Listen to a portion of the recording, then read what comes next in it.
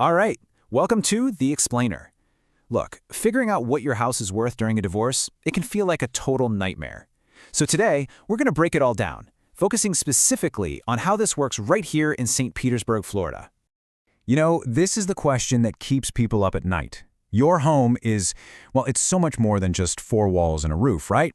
It's filled with memories. But when a marriage ends, it also becomes this huge financial piece of the puzzle that has to be divided with absolute clarity and fairness.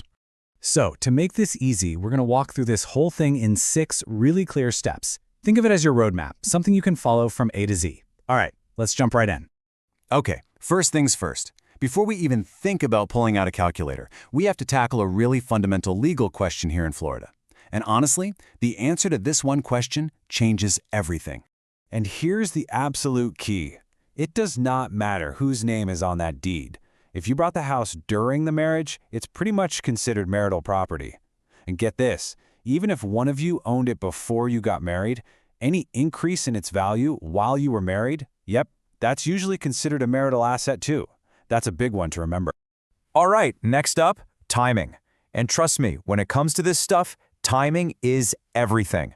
The specific date you choose to value the house, it can make a huge difference in the final numbers, especially if the market's been a little wild. So the court's goal is to pick a date that's, just and equitable. That's the legal term for it. And it's usually going to be one of these 3 key moments. Let's say the house's value shot up since you separated, or maybe one of you has been footing the mortgage bill all alone. The court's going to look at all that and pick the date that seems the most fair to everyone involved. So how do you actually get that magic number? I'll tell you right now, it's not about hopping on Zillow for a quick estimate. No, the court needs something much more official. They need what's called the home's fair market value. Now lean in for this one, because this phrase is important. Fair market value isn't just some casual term. It's the actual legal standard the courts use. It's all about what a real buyer would realistically pay a real seller, with nobody being backed into a corner. And when it comes to figuring that out, there's definitely a pecking order. You've got the formal appraisal by a licensed pro. That's the gold standard in court. Then there's a CMA from a realtor, which is helpful but less official.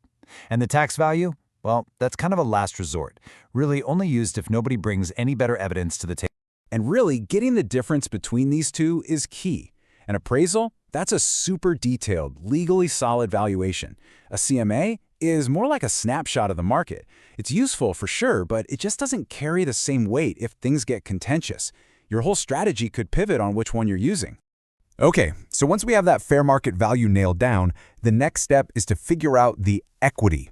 This is the part that actually belongs to you two, not the bank. It's the number we really care about. Let's make this super simple with an example. Let's just say your St. Pete home gets a professional appraisal, and they land on a fair market value of $400,000.